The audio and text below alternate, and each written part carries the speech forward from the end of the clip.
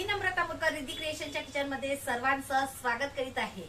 आज भाताच्या प्रकारपैकी एक कर्ड राईस म्हणजे दही भाताची रेसिपी शेअर करणार आहे।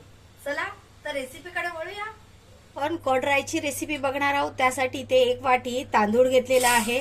हा स्वच्छ धुवून घ्यायचा आहे। तांदूळ स्वच्छ धुवून झालेत। आता 1 वाटी तांदळासाठी 1.5 वाटी पाणी घ्यायचं आहे। कुकरला लावायचं आहे म्हणून 1.5 वाटी पाणी। असं टोपात जर घालायचं असेल तर 2 वाट्या पाणी घ्यायचं। आता आपण कुकरला लावून घेऊया।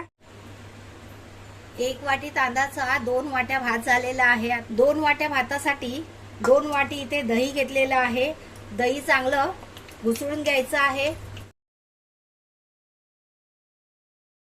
दह्यामध्ये गुठल्या हाता कामा नये, चांगलं व्यवस्थित मिक्स करून घ्यायचं आहे। आता हे दही यामध्ये मिक्स करायचं आहे।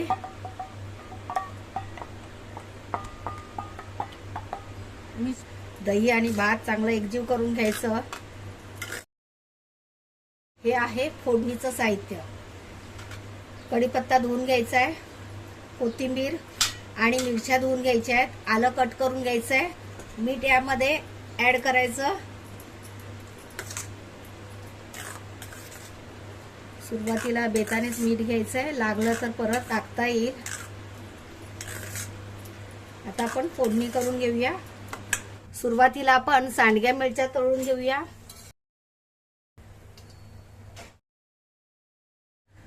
त्याचबरोबर पापड, 1 पळी तेल काढून घेऊया। एवढं तेल फोडणीला लागणार नाहीये। मोहरी 2 घेतल्यात, हिरव्या मिरच्या, थोडासा आलं चॉप करून घेतलंय, कढीपत्ता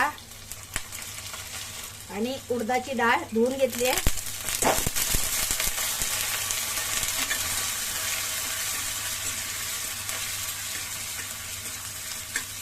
हिंग,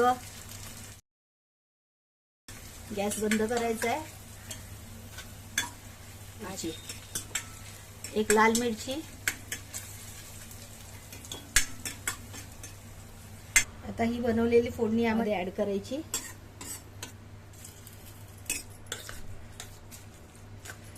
पूर्ण एकजीव करून घ्यायचं आहे फोडणी यामध्ये। यामध्ये आता 2 टेबलस्पून दूध ऍड करते। आता वरून थोडीशी कोथिंबीर स्प्रिंकल करायची आणि आपला दही भात खाण्यासाठी तयार। तर मंडळी, अशा प्रकारे कर्ड राईस तयार आहे। रेसिपी आवडली तर लाईक करा, शेअर करा। चॅनलवर नवीन असाल तर चॅनलला सबस्क्राईब करा। वेळात वेळ काढून तुम्ही ही रेसिपी पाहिली त्याबद्दल खूप खूप आभार। लवकरच परत भेटूया अशाच एका नव्या रेसिपी सोबत। तोपर्यंत बाय बाय।